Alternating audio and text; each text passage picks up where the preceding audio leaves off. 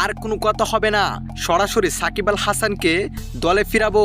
দর্শক, পাকিস্তানের বিপক্ষে সিরিজ হারায় এবার রেগে গিয়ে সংবাদ সম্মেলনে এসে একই বললেন উপদেষ্টা আসিফ মাহমুদ। দর্শক, এইসবের বিস্তারিত জানতে না টেনে পুরো ভিডিওটি শেষ পর্যন্ত দেখুন। দর্শক, এক কথা বলাই যেতে পারে, সাকিব আল হাসান যখন থেকে দলের বাইরে তখন থেকে বাংলাদেশ একের পর এক ম্যাচ হারছে। বলাই যেতে পারে ম্যাচ হারার সংখ্যা প্রায় 90%, জিতার সংখ্যা প্রায় 10%। কেননা বাংলাদেশ এখন আরব আমিরাতের বিপক্ষেও সিরিজ হারছে এবং কালকে পাকিস্তানের বিপক্ষে সিরিজ হেরেছে।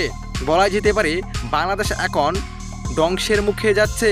এদিকে বাংলাদেশ দলের এমন অধপতন দেখে রেগে গিয়ে সাকিব আল হাসানকে দলে ফিরানো নিয়ে আসিফ মাহমুদ বলেন, উচিত তাড়াতাড়ি সাকিব আল হাসানকে দলে ফিরাবো।